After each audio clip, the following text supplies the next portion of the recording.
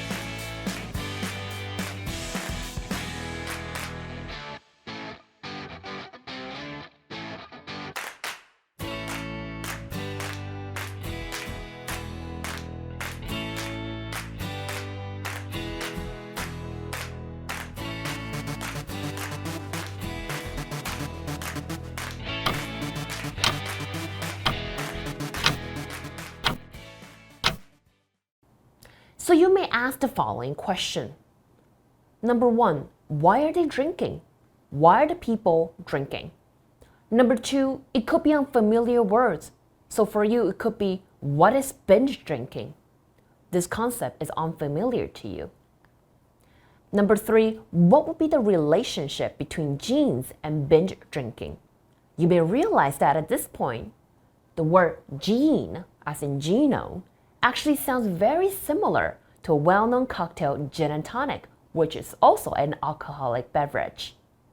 So with that wordplay, what kind of things did it trigger? What kind of questions are you asking?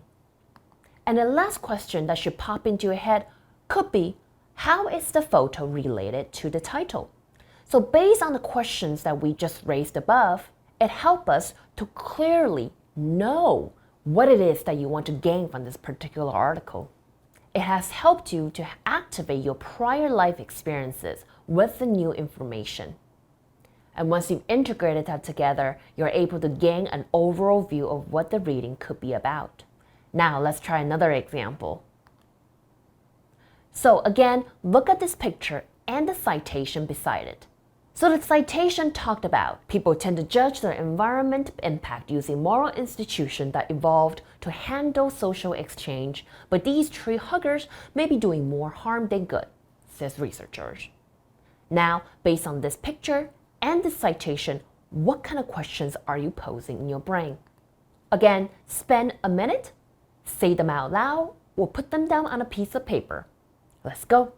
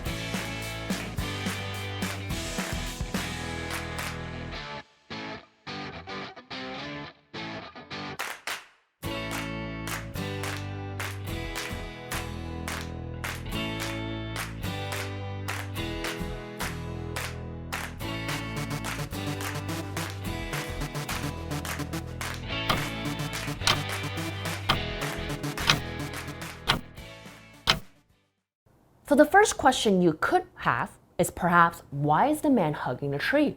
You're quite confused. The second question could be that, why is tree hugging harmful to the environment?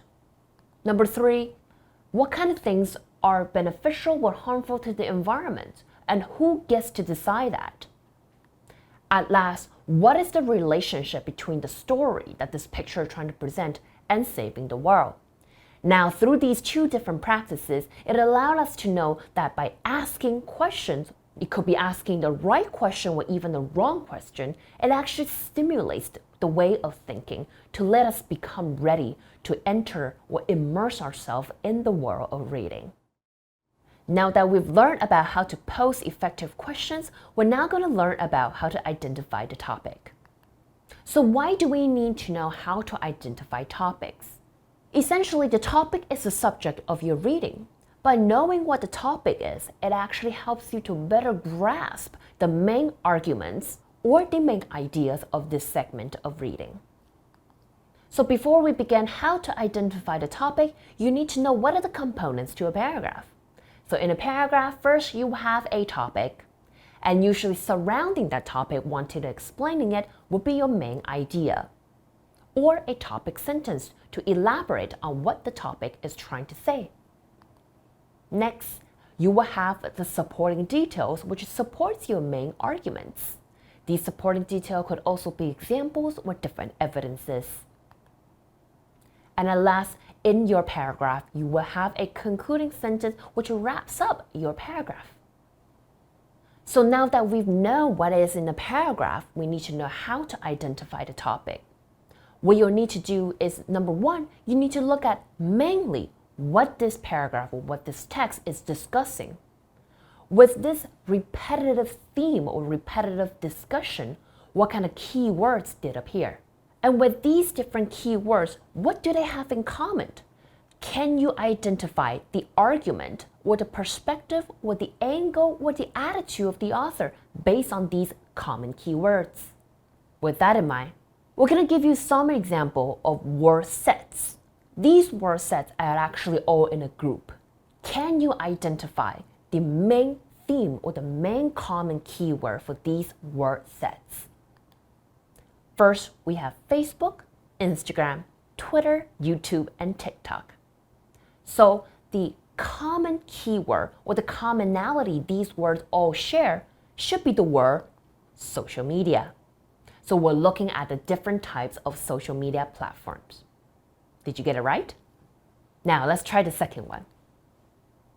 We have aerobics, balance training, strength building, yoga, flexibility training. What do all these words have in common? Yes, you got it right. They are all types of exercises or sports. Now, let's look at the third one. Marriage, religion, ceremonies, rituals, communities, and norms. Slightly more difficult. Try if you can see the commonality among these word sets.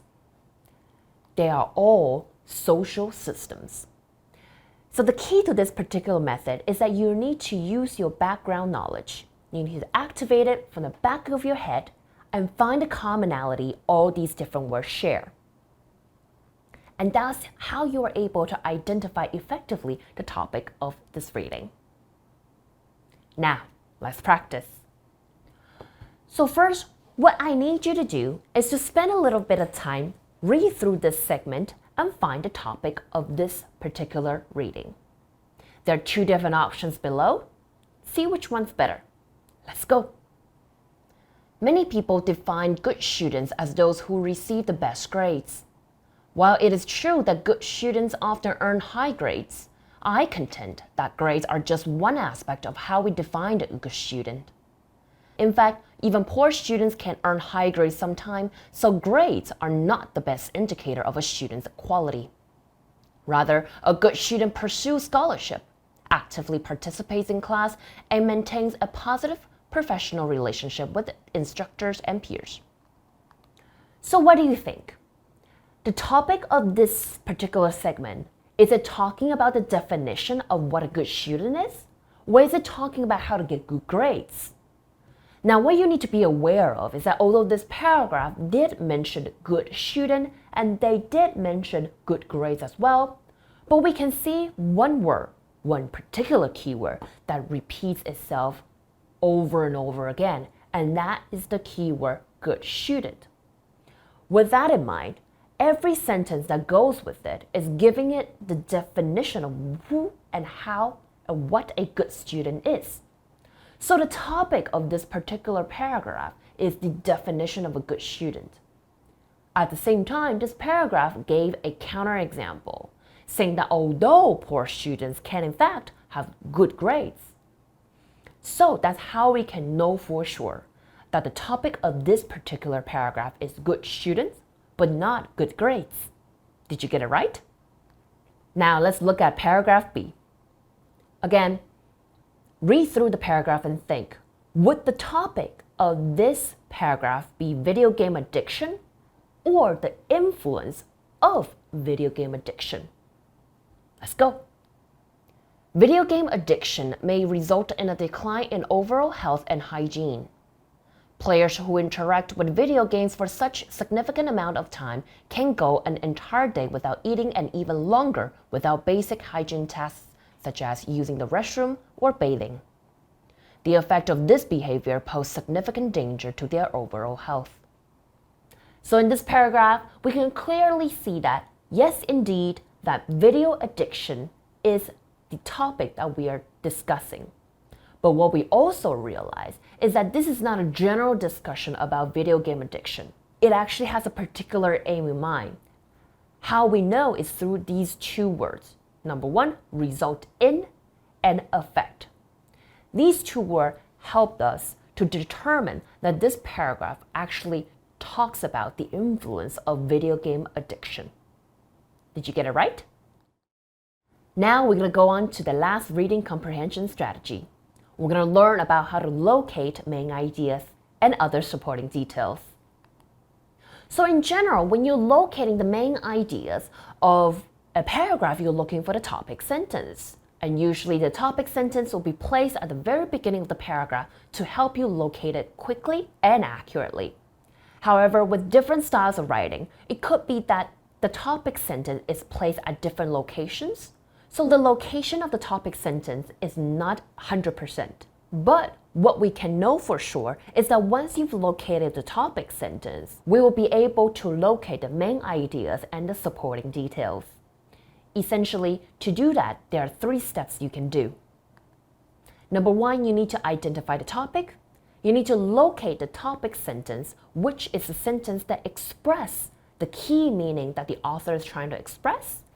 And once you've located the topic sentence, you'll be able to study the rest of the paragraph. So let's look at an example. Video game addiction.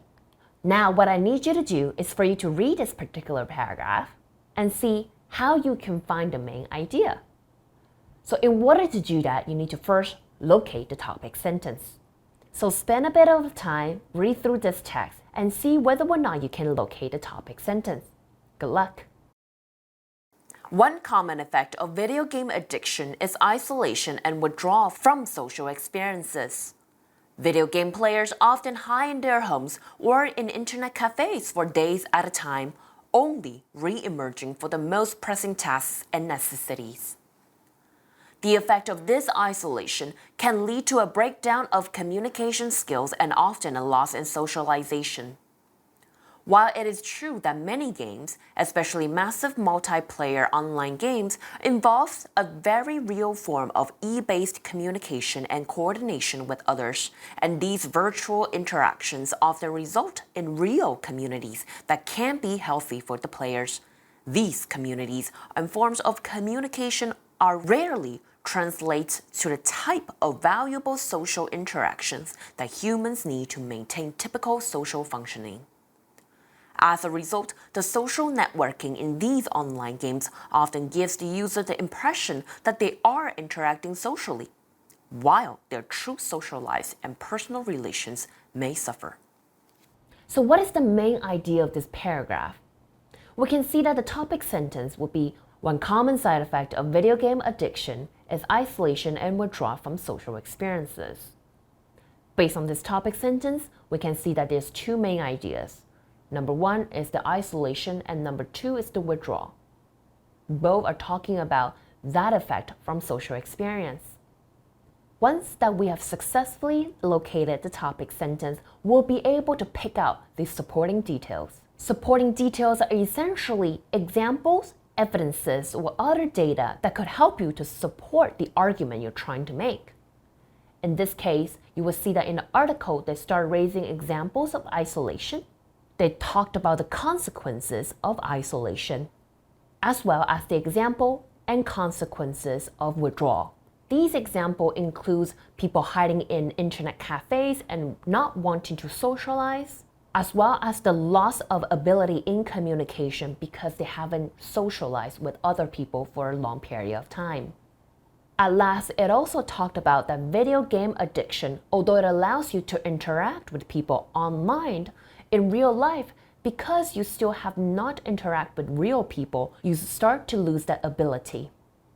And so with these supporting detail, usually the function is to explain or to clarify, even illustrate or expand or justify the argument that the author is trying to make. With that in mind, there are usually two types of supporting detail.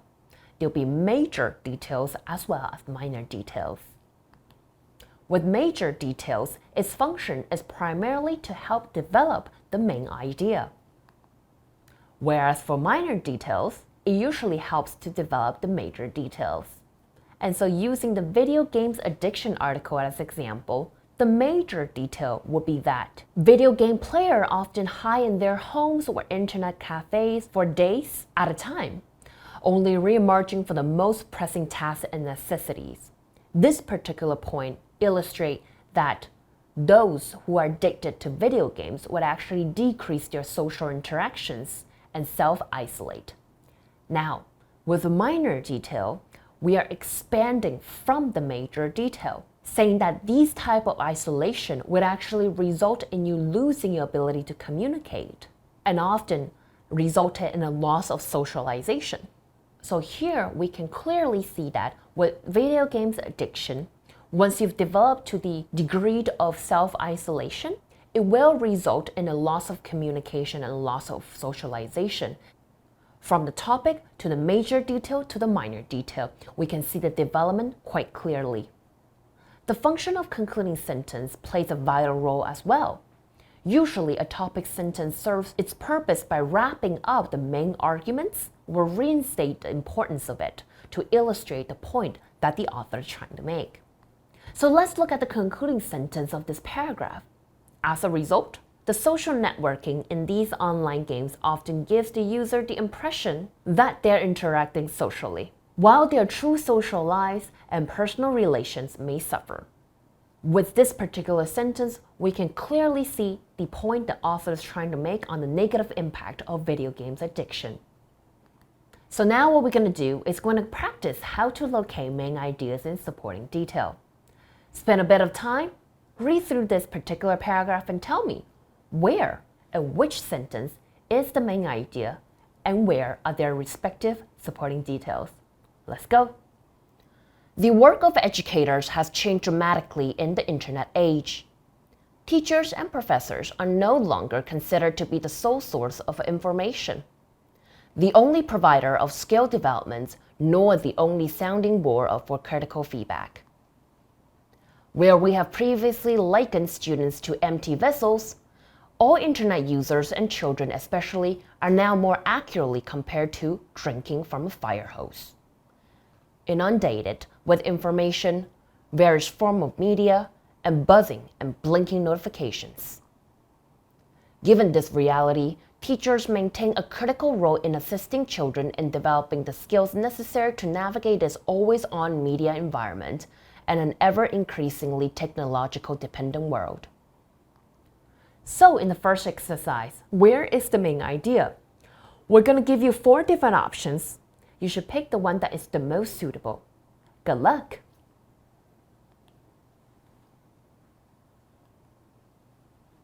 So, did you get it right? So the best option here would be option B. It talks about the different roles that teachers and professors possesses. Although option A also talks about the transformation of roles for teachers, it didn't really talk about in whichever way they did. So option B would be the most suitable. Now, having read through it, you're now going to locate the supporting details. Among the following 4 options, which one do you think is the most suitable? Let's go.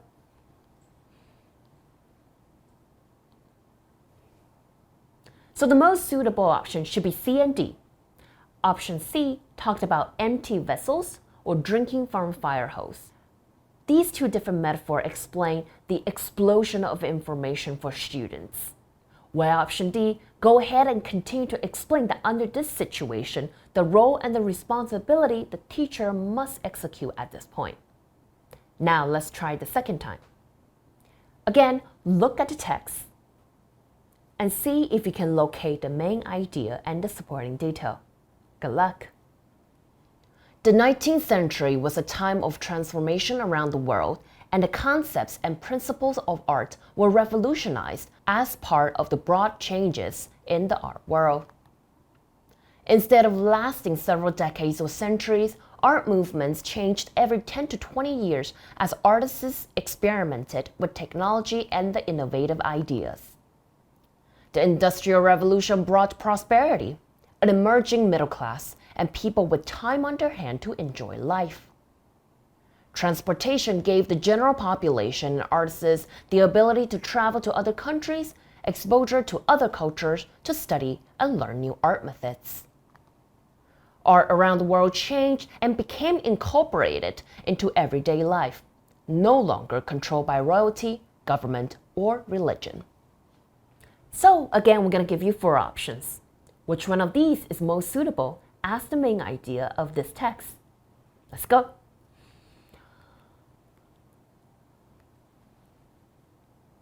So the best suited option should be option A. Basically, it talks about that although there's much change in the 19th century, the concept and the principle of art had a revolutionary change. Did you get it right? Now, again, we're going to give you some options on supporting details. Let's go.